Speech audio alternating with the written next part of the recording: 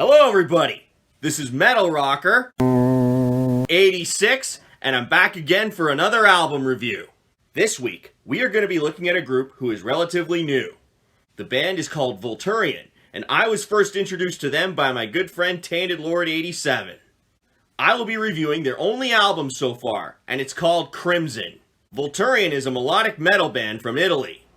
They were brought together by guitarist, keyboardist, and songwriter Federica from Frozen Crown, and the very talented vocalist Federica Lanna from Sleeping Romance. Frozen Crown is a power metal band, while Sleeping Romance is a symphonic metal band, and it was very interesting to see how those two would mix together.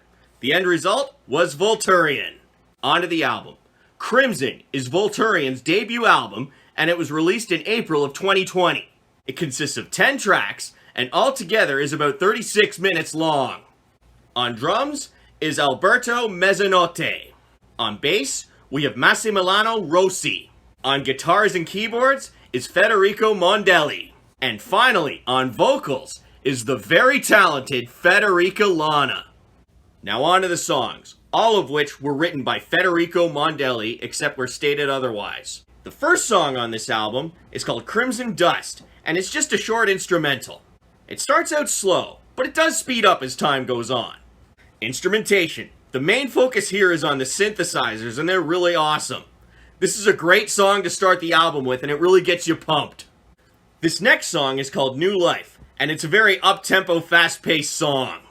There are also some fast beats from the drums.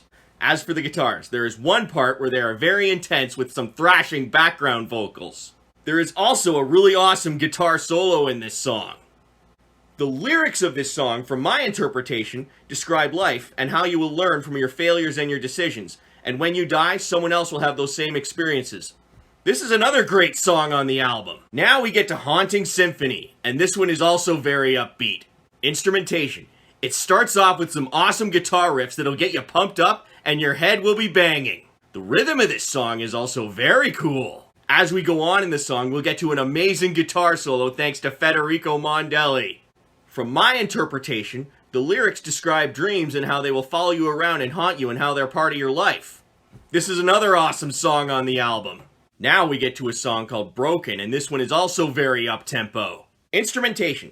This one is very similar to the song New Life, with the heavy emphasis on the synthesizers, with the light use of guitars and some background drums. From my interpretation, the lyrics describe a relationship where there is tension between two people, where one constantly hurts the other, and no matter what, they end up staying together. This is another pretty cool song on the album. Now we get to The Killing Joke, and this one's also very up-tempo and is very catchy. Instrumentation. It opens up with a catchy synthesizer riff, and then the guitars come in, getting you really pumped. However, the chorus is what will really get you energized. As the song goes on, it gets a little quieter when they do the synthesizer part, but the energy comes back when things return to normal. I interpret the lyrics as being about death, and how in this life it's something we fear. But if we look at it from a different angle, we might think differently. This was another great song on the album. Now we get to my favorite song on the album, and it's still very up-tempo. It's called In a Heartbeat. Instrumentation. Again, this one also opens up with the synthesizer, and then goes into some awesome guitar riffs. One thing I really liked about the instrumentation in this song was how the guitars and the synthesizers were balanced. Later on in the song, we get an awesome guitar solo. The verses in this song are a little quieter, but the chorus will really energize you. The vocals in this song feature a phenomenal duet of Federica Lanna and the also very talented Jade Etro from Frozen Crown, and I was blown away. From what I can see, the lyrics describe loneliness after a loved one has passed away and how you want to see them, but you can't until it's your time. This is the best song on the album. This next song is called Between the Sleepers, and it's also very fast-paced. Instrumentation. It opens up with some awesome guitars giving a power metal feel. There are also some synthesizers in the background. There is also a very energizing chorus, and an awesome guitar solo where your head will be banging. From my interpretation, this song also describes loneliness, except in this case, it's about someone who misses everyone in their life. This is another great song on the album. Now we get to Days Before You Died, and this one's also very up-tempo. Instrumentation. It opens up with some synthesizer, and then gets into some heavy guitars where your head will be banging. The verses are where the synthesizer is mainly focused, and the chorus is very guitar heavy and very catchy too. Later on in the song, it quiets down for a bit where you can only hear the synthesizer, but the guitars come back strong in the final chorus. From my angle, the lyrics describe someone who just got out of an abusive relationship and the struggles they go through trying to get on with their life. This is another pretty cool song on the album. Now we get to another up-tempo, fast-paced song, and it's called Forevermore. Instrumentation. It starts off with the synthesizer again, before getting into some awesome guitar riffs. The guitars and synthesizers are very balanced in the verse, with Federica Lanna's incredible vocals. The chorus in this one is also very catchy like all the other ones too. From my interpretation, the lyrics describe creatures that come out at night and how their lives never end if they remain undead. This was an awesome track on the album and would have been the perfect song to end the album with, but there's one more.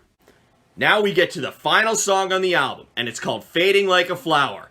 The tempo here slows down in this one, and this one is actually a cover of a Roxette song originally written by Per Gessle. And in my opinion, this one is even better than the original. Instrumentation. Like most of the other ones, this one also starts off with the synthesizer and then the guitars come in, which are really awesome.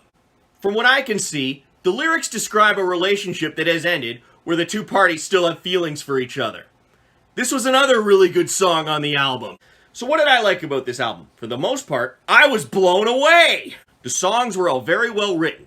As for the vocals, they were absolutely amazing, and Federica Lanna's voice is majestic. The rest of the band also did a really good job with the instrumentation. There wasn't much I would change about this album. The only thing I would change though is the ordering. With respect to the last 4 songs, I would keep Forevermore at the end, and spread the other 3 around the middle of the album. To conclude this, I will say that Crimson is definitely an album you should listen to, and you will be blown away. Well, that's the end of this review. If you liked it, please give it a thumbs up down below, and don't forget to subscribe and share. Until next time, rock on!